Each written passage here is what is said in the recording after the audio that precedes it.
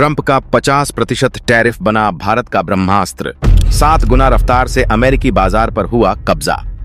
भारत के गुप्त आर्थिक हमले से कांप उठा ड्रैगन। अमेरिकी बाजार से चीन का सफाया होना, रूस से सस्ता तेल और भारत की चाणक्य नीति, खाड़ी देशों और अमेरिका की नींद उड़ाने वाली यह कैसी रणनीति।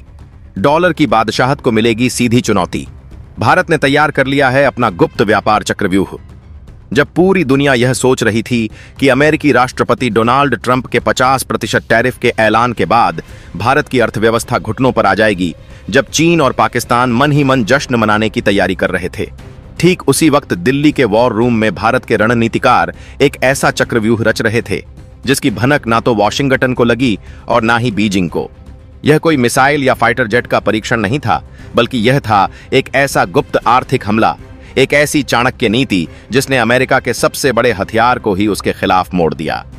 आंकड़े जब सामने आए तो दुनिया के बड़े बड़े अर्थशास्त्रियों के होश उड़ गए। जहां भारत का कुल एक्सपोर्ट सिर्फ 3% की मामूली रफ्तार से बढ़ा, वहीं अकेले अमेरिका को होने वाला एक्सपोर्ट 21% की तूफानी रफ्तार से बढ़ गया। यानी पूरी दुनिया के मुकाबले 7 गुना ज्यादा तेजी से भारत अमेरिकी बाजार पर कब्जा कर रहा था। यह वो कहानी है जिसने साबित कर दिया कि नया भारत अब बचाव नहीं बल्कि पलटवार करना जानता है। यह वो रणनीति है जो चीन और पाकिस्तान को बुरे सपने दिखाने वाली है, क्योंकि यह सिर्फ व्यापार की लड़ाई नहीं बल्कि दुनिया की नई आर्थिक महाशक्ति बनने की जंग का ऐलान है। हम आपको बताएंगे इस धमाकेदार खबर की पूरी कहानी, तो बने रहिएगा वीडियो पर और इस संबंध में आपके जो भी विचार हो कमेंट में लिखकर जरूर बताइएगा। तो चलिए अब उस चक्रव्यूह को परत दर परत समझते हैं जिसे भारत ने अमेरिका के खिलाफ रचा और दुनिया देखती रह गई। कहानी की शुरुआत होती है एक ऐलान से जिसने भारतीय निर्यातकों की नींद उड़ा दी थी। अमेरिकी राष्ट्रपति डोनाल्ड ट्रंप ने भारत पर 50% टैरिफ लगाने का फैसला किया। यह कोई छोटा मोटा झटका नहीं था, यह एक सीधा आर्थिक प्रहार था। इस 50% के आंकड़े को जरा तोड़कर समझते हैं। इसमें 25% था रेसिप्रोकल टैरिफ, यानी एक तरह का जवाबी टैक्स, और बाकी 25% का जुर्माना इसलिए लगाया गया क्योंकि भारत ने अमेरिकी दबाव के आगे झुकने से इनकार कर दिया था और रूस से सस्ता तेल खरीदना जारी रखा था। अमेरिका का मकसद साफ था, भारत को सबक सिखाना, उसकी स्वतंत्र विदेश नीति को दंडित करना और उसे आर्थिक रूप से कमजोर करना। दुनिया भर के एक्सपर्ट्स ने भविष्यवाणी कर दी कि अब भारत का खेल खत्म। भारत के कुल निर्यात का लगभग 22% हिस्सा अकेले अमेरिका को जाता है। ऐसे में इतना बड़ा टैरिफ किसी भी देश की कमर तोड़ने के लिए काफी था। लेकिन यहीं पर नए भारत की वह तस्वीर सामने आई जिसकी कल्पना किसी ने नहीं की थी। पर्दे के पीछे एक महाअभियान पहले ही शुरू हो चुका था। भारत ने इसे खतरे के तौर पर नहीं बल्कि एक मौके के तौर पर देखा। पहला दांव चला गया फ्रंट लोडिंग का। यह एक बेहद सरल लेकिन असरदार रणनीति थी। भारतीय निर्यातकों ने 27 अगस्त की डेडलाइन से पहले ही अपने माल को अमेरिका भेजने की रफ्तार कई गुना बढ़ा दी। दिन रात काम हुआ। शिपमेंट पर शिपमेंट अमेरिका के लिए रवाना होने लगे। मकसद था कि टैरिफ लागू होने से पहले ज्यादा से ज्यादा माल अमेरिकी बंदरगाहों तक पहुंचा दिया जाए। यह तो सिर्फ ट्रेलर था, असली खेल तो अभी बाकी था। भारत का दूसरा और सबसे घातक दांव था गुप्त आर्थिक हमला। भारतीय कंपनियों ने अमेरिकी खरीदारों के साथ गुप्त बैठकें की। उन्होंने कहा, आप चिंता मत करो, टैरिफ का बोझ हम मिलकर उठाएंगे। भारतीय निर्यातकों ने अपने मुनाफे का एक हिस्सा छोड़कर अमेरिकी खरीदारों को भारी छूट देना शुरू कर दिया। यह एक मनोवैज्ञानिक जीत थी। का भारत पर दबाव बनाना चाहता था, वहीं भारत ने अमेरिकी कंपनियों को अपनी सप्लाई पर और ज्यादा निर्भर बना दिया। कल को अगर भारत सप्लाई रोक दे तो अमेरिका की कई इंडस्ट्री ठप पड़ सकती हैं। यह भारत की दूरदर्शिता थी जिसने अमेरिकी हथियार को ही उसकी ढाल बना दिया। अब आते हैं उस मास्टर स्ट्रोक पर जिसने इस पूरी बाजी को पलट कर रख दिया। यह मास्टर स्ट्रोक 2 रणनीतियों से मिलकर बना था, चाइना +1 और रूसी तेल। चाइना +1 का मतलब समझिए। पिछले कुछ सालों से अमेरिका और चीन के बीच चल रहे ट्रेड वॉर की वजह से दुनिया भर की बड़ी बड़ी कंपनियां चीन से अपना कारोबार समेट रही थीं। उन्हें एक ऐसे देश की तलाश थी जो चीन का विकल्प बन सके, एक ऐसा देश जहां लोकतंत्र हो, जहां काम करने की आजादी हो और जिसकी सप्लाई चेन भरोसेमंद हो। भारत ने इस मौके को दोनों हाथों से लपक लिया। भारत सरकार ने दुनिया को दिखाया कि हम ही वह +1 हैं जिसकी आपको तलाश है। नतीजा यह हुआ कि जो ऑर्डर पहले चीन को मिलते थे वो अब भारत की झोली में आने लगे। अमेरिका की बड़ी बड़ी कंपनियां खुद चलकर भारत के पास आईं। परिधान यानी कपड़े, रत्न और आभूषण, फार्मा यानी दवाइयां और इंजीनियरिंग का सामान। इन सभी सेक्टर्स में भारत को ताबड़तोड़ ऑर्डर मिलने लगे। अब इस कहानी में एंट्री होती है रूसी तेल की। अमेरिका ने भारत पर 25% का अतिरिक्त टैरिफ इसलिए लगाया था क्योंकि हम रूस से तेल खरीद रहे थे।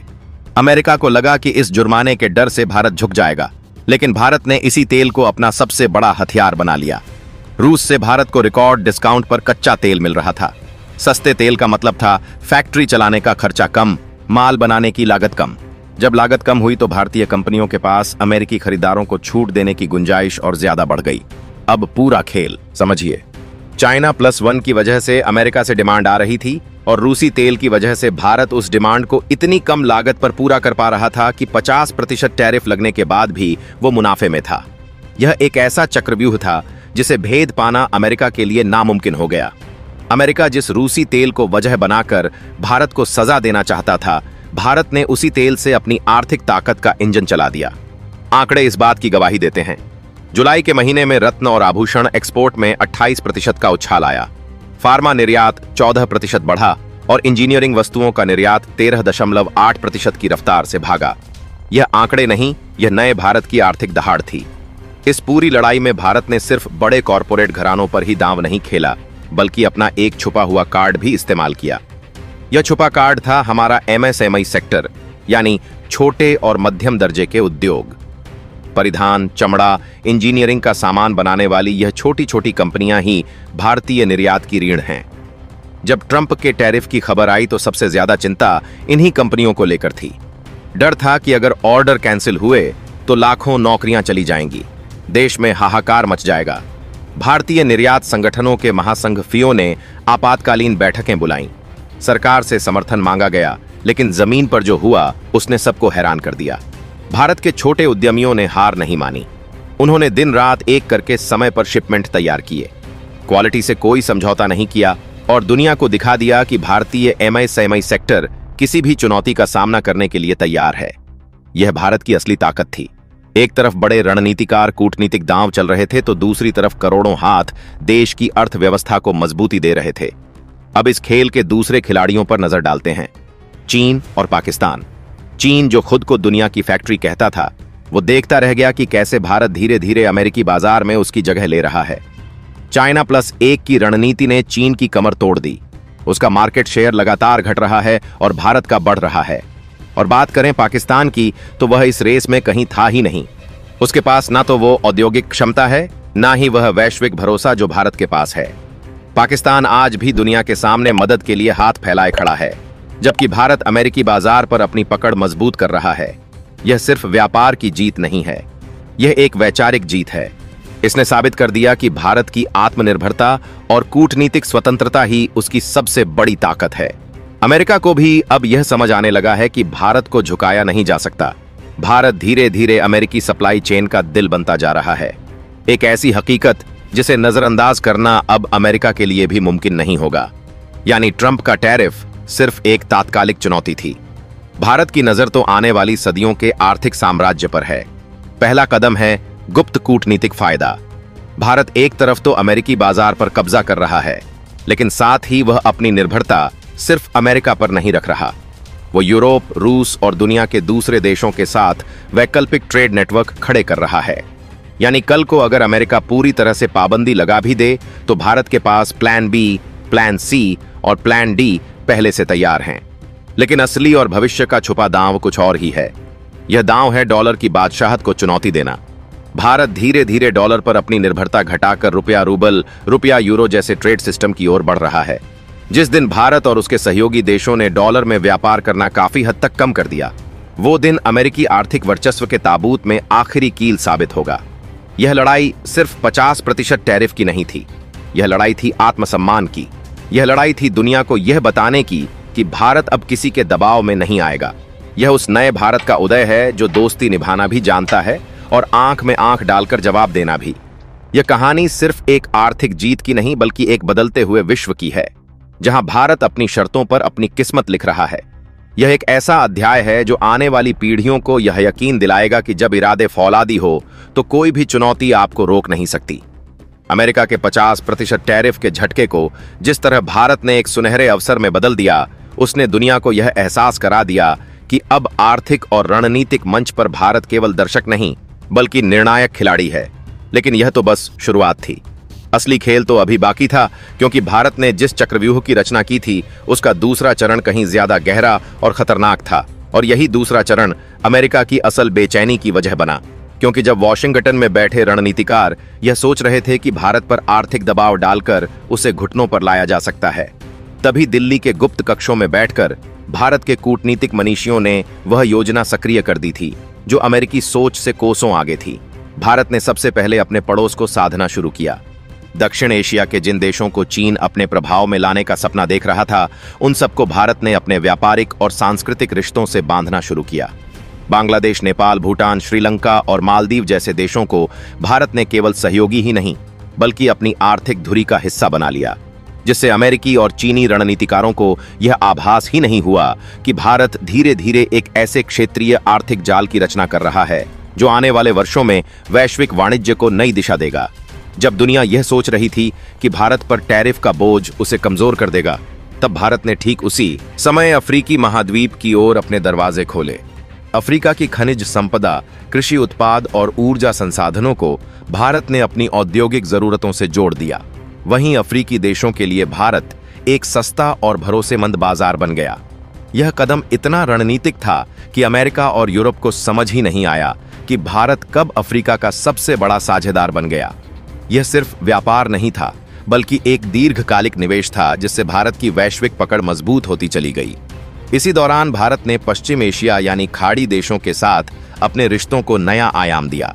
जब तेल की राजनीति में रूस भारत का सहयोगी बना, तो सऊदी अरब, यूएई, कतर और ईरान जैसे देशों ने भी भारत के साथ विशेष समझौते करने शुरू कर दिए।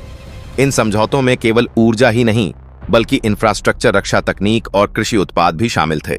इस तरह भारत ने अमेरिकी टैरिफ की चोट को तेल के सौदों और क्षेत्रीय गठबंधनों से साध लिया और अपने लिए एक नई आर्थिक ढाल तैयार कर ली। अब अमेरिका की नींद तब और उड़ी जब भारत ने अपनी मुद्रा नीति में बड़ा दांव चल दिया।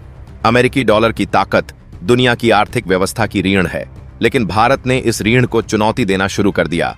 रूस से तेल खरीदना हो, ईरान से गैस लेना हो या अफ्रीका से खनिज मंगवाना हो, भारत ने धीरे धीरे रुपये में लेन देन की पहल शुरू कर दी। यही नहीं, उसने यूरो, रूबल और दिरहम के साथ द्विपक्षीय समझौते कर लिए। इसका सीधा मतलब था कि अब हर सौदा डॉलर पर निर्भर नहीं रहा। और जब डॉलर की पकड़ ढीली पड़ने लगी तो अमेरिका की असली कमजोरी सामने आने लगी। यह खेल इतना चुपचाप और गहराई से खेला गया कि अमेरिका को समझ ही नहीं आया कि भारत उसके सबसे बड़े हथियार को कैसे कुंद कर रहा है। इसी बीच भारत ने अपनी घरेलू नीतियों में भी बड़ा परिवर्तन किया। आत्मनिर्भर भारत और मेक इन इंडिया जैसे अभियानों को केवल नारे तक सीमित नहीं रखा, बल्कि जमीनी स्तर पर लागू किया। छोटे और मध्यम उद्योगों को सस्ते, आधुनिक तकनीक और तेज अनुमोदन प्रणाली से लैस किया गया। परिणाम यह हुआ कि भारतीय उद्योगों की उत्पादकता और प्रतिस्पर्धात्मकता दोनों बढ़ गई। और जब वैश्विक कंपनियों को चीन से बाहर निकलने का विकल्प चाहिए था, तो उन्हें भारत से बेहतर कोई जगह नहीं मिली। यही वजह थी कि कपड़ा उद्योग, आभूषण उद्योग, दवा उद्योग और इलेक्ट्रॉनिक उद्योग में भारत का निर्यात लगातार बढ़ने लगा। अब इस पूरे खेल में सबसे दिलचस्प मोड़ तब आया जब भारत ने अंतर्राष्ट्रीय मंचों पर अपने कूटनीतिक तीर चलाने शुरू किए। G20, ब्रिक्स, शंघाई सहयोग संगठन और आसियान जैसे मंचों पर भारत ने यह संदेश दिया कि वह केवल एक उभरती अर्थव्यवस्था नहीं बल्कि एक जिम्मेदार वैश्विक शक्ति है। और जब दुनिया ने भारत की यह भूमिका स्वीकार कर ली, तो अमेरिकी दबाव धीरे धीरे बेअसर होने लगा, क्योंकि अब हर बड़ा देश जानता था कि भारत को नजरअंदाज करना आत्मघाती कदम होगा। इसी कूटनीतिक ताकत ने भारत को वह सम्मान दिलाया जो पहले केवल अमेरिका और चीन को हासिल था। अब भारत केवल आर्थिक शक्ति नहीं बल्कि वैचारिक शक्ति भी बन चुका था, जो अपने हितों की रक्षा करना जानता है और दूसरों को अवसर भी देता है। यही वजह है कि पाकिस्तान जैसे देश पूरी तरह हाशिए पर चले गए और चीन का साम्राज्यवादी सपना दरकने लगा, क्योंकि उसकी जगह भारत ने चुपचाप अमेरिकी बाजार में कब्जा कर लिया। यह कब्जा केवल माल भेजने का नहीं बल्कि सप्लाई चेन का दिल बनने का था, और यह वही दिल था जिस पर अमेरिका की पूरी औद्योगिक धड़कन टिकी थी। लेकिन असली सस्पेंस अब भी बाकी है, क्योंकि भारत ने अपने गुप्त आर्थिक हमले का तीसरा और सबसे घातक चरण अभी तक पूरी तरह उजागर नहीं किया है। यह चरण है डिजिटल और तकनीकी साम्राज्य की ओर कदम बढ़ाना। दुनिया जानती है कि भविष्य का युद्ध हथियारों से नहीं बल्कि तकनीक और डेटा से लड़ा जाएगा, और भारत ने इस दिशा में भी एक अद्भुत छलांग लगाई है। सस्ती इंटरनेट सेवा, करोड़ों युवा इंजीनियर और स्टार्टअप्स का विशाल नेटवर्क भारत को डिजिटल युग की महाशक्ति बना रहा है। अमेरिका और चीन जहां अपने अपने टेक दिग्गजों पर निर्भर हैं, वहीं भारत ने लाखों छोटे नवप्रवर्तकों की सेना तैयार कर ली है, जो कृत्रिम बुद्धिमत्ता, रोबोटिक्स, साइबर सुरक्षा और ब्लॉकचेन में नए नए प्रयोग कर रही है।